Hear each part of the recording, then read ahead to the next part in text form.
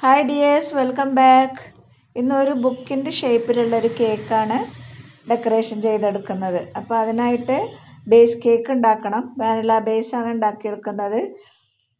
1.5 kg ബാറ്ററാണ് നമ്മൾ ഉണ്ടാക്കുന്നത്. 1.5 kg cake ഉണ്ടാക്കിയിട്ട് ഐസിങ് ചെയ്തെടുക്കുമ്പോൾ നമുക്ക് 3 kg കേക്ക് കിട്ടും.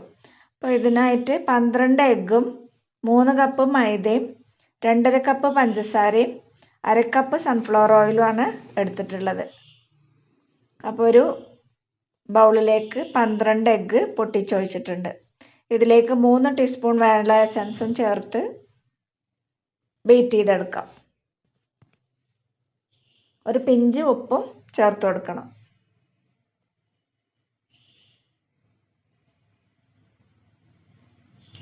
ഒരു 1/4 ടീസ്പൂൺ ഉപ്പാണ് ചേർക്കുന്നത്, അതിലേറെ ആവരുത്.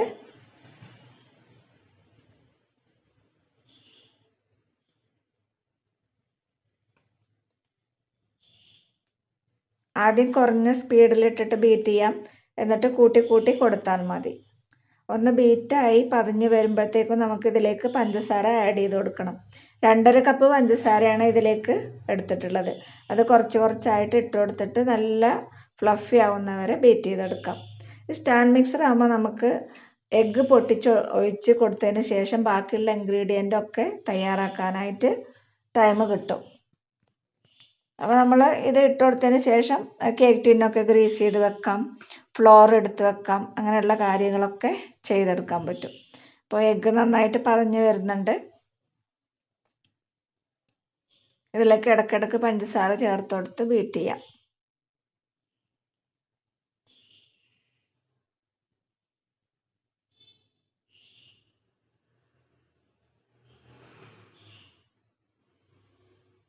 ഈ സമയം നമുക്ക് ഓവൻ പ്രീ ഹീറ്റ് ചെയ്തിടാം.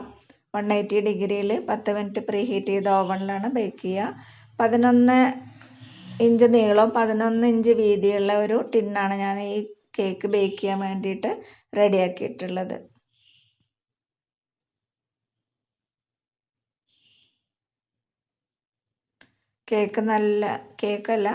ബാറ്റർ നല്ല പൊങ്ങി വന്നിട്ടുണ്ട്.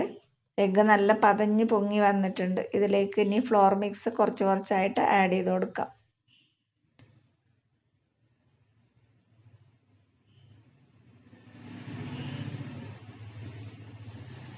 എഗ്ഗ് ബീറ്റായി വന്നതിന് ശേഷം നമുക്ക് ഇതിനെ ഒരു വലിയ ബൗളിലേക്ക് മാറ്റിയിട്ട് വേണം ഫ്ലോർ ഇട്ട് ഫോൾഡ് ചെയ്തെടുക്കാൻ.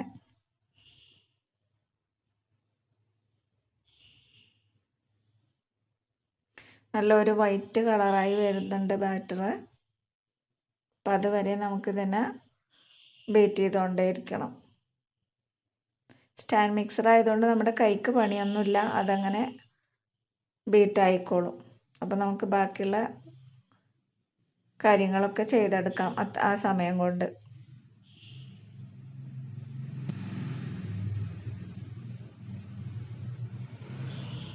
എഗ്ഗ് നന്നായിട്ട് പതഞ്ഞ് കിട്ടിയിട്ടുണ്ട്. ഇനി നമുക്കിതിനെ വേറൊരു ബൗളിലേക്ക് മാറ്റാം. അതിന് മുന്നേ 1/2 കപ്പ് സൺഫ്ലവർ ഓയിൽ കൂടെ ചേർത്ത് ബീറ്റ് ചെയ്തെടുക്കാം. സൺഫ്ലവർ ഓയിൽ ചേർത്താൽ നല്ലോണം ഒന്ന് മിക്സ് ചെയ്യുന്നവരെ ഒന്ന് ബീറ്റ് ചെയ്തെടുക്കുക, ലോ സ്പീഡിലിട്ട്. അതിനുശേഷം നമുക്കിതിനെ വലിയൊരു പാത്രത്തിലേക്ക് മാറ്റാം. കുറച്ചധികം ബാറ്റർ ഉള്ളത് കൊണ്ടാണ് ഇങ്ങനെ ചെയ്യുന്നത്, അല്ലെങ്കിൽ ഇതിൽ വെച്ച് തന്നെ ഫ്ലോർ മിക്സ് റെഡിയാക്കി എടുക്കാവുന്നതാണ്. ലോ സ്പീഡിലിട്ട് ബീറ്റ് ചെയ്താൽ മതി. ഈ ഒരു പാത്രത്തിൽ 12 എഗ്ഗാണ് ഇങ്ങനെ ബീറ്റ് ചെയ്യുക. 1 kg 2 kg ബാറ്ററൊക്കെ ആണെങ്കിൽ നമുക്ക് ഇതിൽ തന്നെ ഫ്ലോർ മിക്സ് ഇട്ടിട്ട് ഫോൾഡ് ചെയ്തെടുത്താൽ മതി, അല്ലെങ്കിൽ ലോ സ്പീഡിൽ ബീറ്റ് ചെയ്താൽ മതി. അപ്പം ഞാൻ ഫ്ലോർ ഇട്ടിട്ട് മിക്സ് ചെയ്യാണ്. പതുക്കെ മിക്സ് ചെയ്തെടുത്താൽ മതി. ഓവർ മിക്സിങ് ഉണ്ടായാൽ നമ്മുടെ കേക്ക് ഹാർഡായി പോവും. അപ്പോൾ ശ്രദ്ധിച്ച് പതുക്കെ മിക്സ് ചെയ്തെടുക്കുക. നമ്മുടെ കേക്ക് ടിന്നിലേക്ക് ഈ ബാറ്ററിനെ മാറ്റാം. 11 ഇഞ്ചാണ്.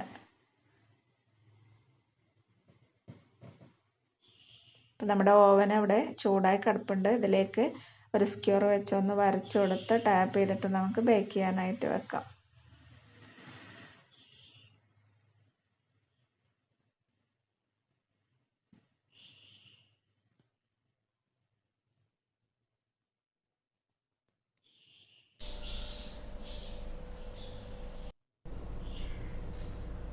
40 മിനിറ്റ് എടുത്തു കേക്ക് ബേക്ക് ആവാൻ വേണ്ടിയിട്ട്. ഇനി ഇത് ഒന്ന് തണുത്തതിന് ശേഷം നമുക്ക് ഡിമോൾഡ് ചെയ്തെടുക്കാം. ഇതാ മാറ്റിയിട്ടുണ്ട്, ടിന്നിൽ നിന്ന് മാറ്റിയിട്ടുണ്ട് കേക്ക്. ഇതാ ഇതുപോലെ കിട്ടും, നല്ല പെർഫെക്റ്റ് ആയിട്ട് കിട്ടും. അപ്പോൾ ഈ കേക്കിന് ഞാൻ ക്രം കോട്ട് ചെയ്ത് ഫൈനൽ കോട്ടും ചെയ്താണ് ഫ്രിഡ്ജിൽ വെച്ചിട്ടുണ്ടായിരുന്നത്. ഓവർനൈറ്റ് ഫ്രിഡ്ജിൽ വെച്ച് സെറ്റാക്കിയൊരു കേക്കാണിത്. ഇതിൻ്റെ സൈഡിൽ ബുക്കിൻ്റെ ഷേപ്പ് പോലെ ഒന്ന് വളച്ചെടുത്തിട്ടുണ്ട്. അപ്പോൾ ഒരു ട്രാൻസ്പെറൻറ്റ് സ്ക്രേപ്പർ എടുത്തിട്ടാണ് ഞാനിത് വളച്ചെടുത്തത്. ആ ഒരു വീഡിയോ ഇതിൽ നിന്ന് മിസ്സായിട്ടുണ്ട്. അപ്പോൾ ഞാൻ കാണിച്ചു തരാം എങ്ങനെയാണെന്ന്.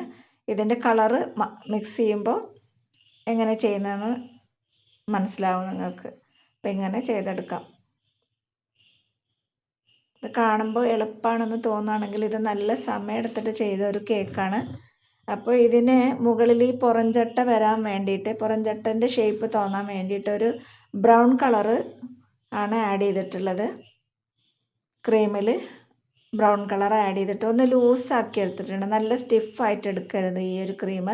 നമുക്കിതിൻ്റെ മുകളിലൊരു തിൻ ലെയറേ വരാൻ പറ്റുള്ളൂ.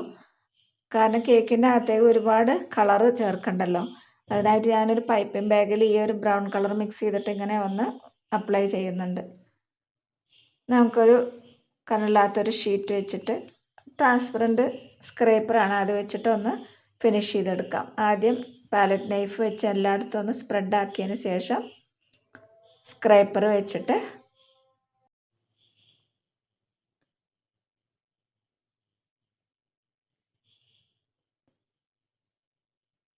ഒരു ട്രാൻസ്പെറൻറ്റ് സ്ക്രേപ്പർ വെച്ചിട്ട് പതുക്കെ സ്മൂത്ത് ചെയ്തെടുക്കണത്. അപ്പോൾ ഇതുപോലെ ചെയ്താൽ മതി. ഇങ്ങനെ ചെയ്യുമ്പോൾ ക്രീം ഒരുപാട് കളറ് ചേർത്ത ക്രീം ഒരുപാട് കേക്കിലേക്ക് ആവത്തില്ല. തിൻ ലെയറാണ് കൊടുക്കുന്നത്. ഇത് ബ്രൗൺ കളർ തന്നെ വേണമെന്നില്ല. ഏത് കളറാണ് നിങ്ങൾക്ക് ഇഷ്ടച്ചാൽ അത് ചേർക്കാം. ഞാനൊരു ബുക്കിനൊക്കെ അധികം പുസ്തകങ്ങൾക്ക് ഒരു ബ്രൗൺ കളർ ചട്ട വരുമല്ലോ. അപ്പോൾ ആ ഒരു ഇത് വെച്ചിട്ടാണ് ഞാനിതിന് ബ്രൗൺ കളറ് കൊടുത്തിട്ടുള്ളത്. ഈ വൈറ്റ് പോർഷനിലേക്ക് ആവാതെ നല്ലോണം ശ്രദ്ധിച്ച് വേണം നമ്മളിതിനെ സ്മൂത്ത് ചെയ്ത് എടുക്കേണ്ടത്.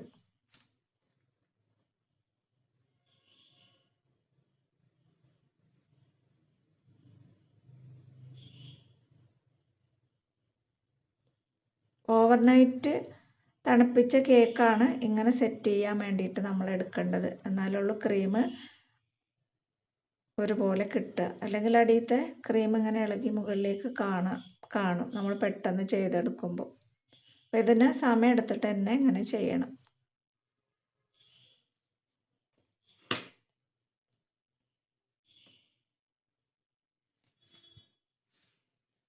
ഇത് ഞങ്ങളുടെ നാട്ടിലെ ലൈബ്രറിയിലെ ഒരു ചെറിയൊരു ഫംഗ്ഷന് വേണ്ടിയിട്ട് ഉണ്ടാക്കിയൊരു കേക്കാണ്.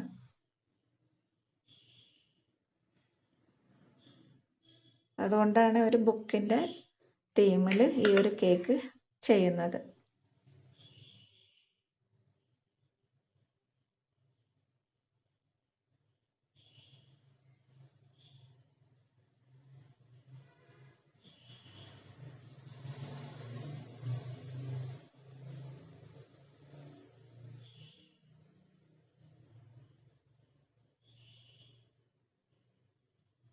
സൈഡ് ഫിനിഷ് ചെയ്തത് അങ്ങനെ ഒന്ന് വളച്ച് കൊടുത്തിട്ടാണ് ഈ ഒരു ഭാഗം നമ്മൾ കവർ ചെയ്തെടുക്കേണ്ടത്.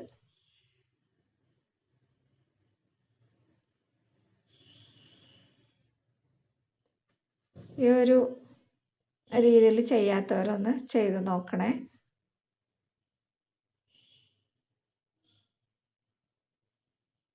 പുസ്തകങ്ങൾ ഇഷ്ടപ്പെടുന്നവർക്കൊക്കെ ഗിഫ്റ്റായിട്ട് കൊടുക്കാനൊക്കെ ഈ ഒരു കേക്ക് നമുക്ക് ഈ ഒരു രീതിയിൽ കേക്ക് ചെയ്ത് കൊടുക്കാൻ പറ്റും. അപ്പോൾ ബുക്ക് ഇഷ്ടപ്പെടുന്നവർക്ക് തീർച്ചയായിട്ടും ഈ ഒരു ഷേപ്പിലുള്ളൊരു കേക്ക് കാണുമ്പോഴേ ഭയങ്കരമായിട്ട് ഇഷ്ടപ്പെടും.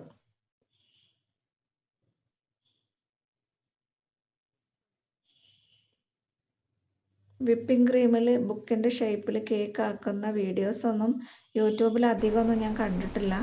1-2 വീഡിയോ മാത്രമേ ഞാൻ കണ്ടിട്ടുള്ളൂ. അപ്പോൾ ആ ഒരു ഇത് നോക്കിയിട്ടാണ് ഞാൻ ഇത് ചെയ്തത്. ഇതുപോലെ ഒന്നിങ്ങനെ വളച്ചെടുത്താൽ മതി. ഒന്നിങ്ങനെ ആ സ്ക്രേപ്പറിനകത്തായ ക്രീം ഒന്നിങ്ങനെ തുടച്ചു കൊടുത്തിട്ട് അല്പം വെള്ളം ഡിപ്പ് ചെയ്തതിന് ശേഷം ഇങ്ങനെ ആക്കിയെടുക്കുകയാണെങ്കിൽ ഇതുപോലെ നമുക്ക് പെർഫെക്റ്റ് ആയിട്ട് തന്നെ ചെയ്തെടുക്കാൻ പറ്റും. അപ്പോൾ ഞാൻ ഒരുവിധം നന്നായിട്ട് തന്നെ ഫിനിഷ് ചെയ്തെടുത്തിട്ടുണ്ട്. ഒരുപാട് സമയം എടുത്തിട്ടുണ്ട് കേട്ടോ ഇങ്ങനെ ആക്കാൻ വേണ്ടിയിട്ട്. അപ്പോൾ ഇനി ഇതിൻ്റെ അടിയിലെ പോർഷനിൽ അതിൻ്റെ ചട്ട ഇങ്ങനെ പ്രൊജക്റ്റ് ചെയ്ത് നിൽക്കണ പോലെ തോന്നാൻ വേണ്ടിയിട്ട് അതിൻ്റെ അറ്റത്ത് ഇതുപോലെ ക്രീം ആക്കി കൊടുക്കുന്നുണ്ട്. നോസിൽ വെച്ചിട്ടോ അല്ലെങ്കിൽ പൈപ്പിംഗ് ബാഗിനകത്ത് ഒരു ചെറിയ ഹോൾ ഇട്ടിട്ടോ ഇതുപോലെ ചെയ്തെടുക്കാം. ക്രീം നല്ല ലൂസായ ക്രീം വേണം കേട്ടോ ഇങ്ങനെ ലൈൻ ഇട്ട് കൊടുക്കാൻ. മുകളിലെ ആ വൈറ്റ് പോർഷനിലേക്ക് ആവാണ്ട് 4 വശം ഇതുപോലെ ചെയ്തെടുക്കാം. ലൂസായാണെങ്കിൽ ഈ ഗ്യാപ്പ് ഒന്നും വരില്ല. അപ്പം ഇങ്ങനെ ഗ്യാപ്പ് വന്നതുകൊണ്ട് ഞാനൊരു ബ്രഷ് വെച്ചിട്ട് ഇതിനെ ഒന്ന് റെഡിയാക്കി എടുക്കുന്നുണ്ട്. ഇതിൻ്റെ കൂടെ ഞാനൊരു എഡിബിൾ പേനയും കൂടെ വെക്കുന്നുണ്ട് കേട്ടോ. ഫോണ്ടൻറ്റ് ഉരുട്ടിയിട്ട് ഒരു പേനയുടെ ഷേപ്പ് ആക്കിയിട്ടാണ് ഇതിൻ്റെ കൂടെ വെച്ച് കൊടുക്കുന്നത്. അപ്പോൾ ഒരു ബുക്കും പേനയാണ് എൻ്റെ കേക്കിൻ്റെ തീം.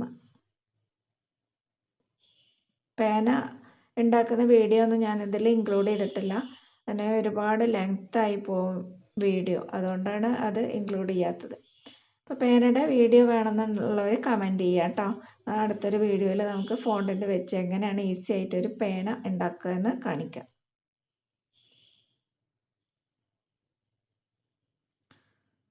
കേക്ക് ഇവിടെ ഏകദേശം ഫിനിഷായി വരുന്നുണ്ട്.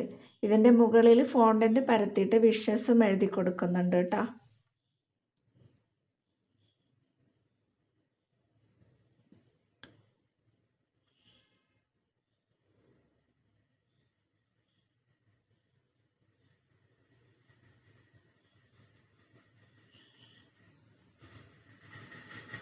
ഞാൻ ആദ്യമായിട്ടാണ് ഇങ്ങനെ ഒരു കേക്ക് ചെയ്യുന്നത്. ബുക്കിൻ്റെ ഷേപ്പിലൊരു കേക്ക് ചെയ്യുന്നത് ആദ്യമായിട്ടാണ്. അപ്പോൾ നിങ്ങൾക്ക് എല്ലാവർക്കും ഈ വീഡിയോ ഇഷ്ടമായി എന്ന് വിചാരിക്കുന്നു. ബേക്കേഴ്സിനൊക്കെ ഒരുപാട് യൂസ്ഫുൾ ആയിട്ടുണ്ടാവും. ഏകദേശം ഒരു ഐഡിയ കിട്ടിയിട്ടുണ്ടാവും എന്ന് ഞാൻ വിചാരിക്കുന്നു. അപ്പോൾ ഒരാൾക്കെങ്കിലും ഈ ഒരു വീഡിയോ യൂസ്ഫുൾ ആയിട്ടുണ്ടെങ്കിൽ വളരെ സന്തോഷം.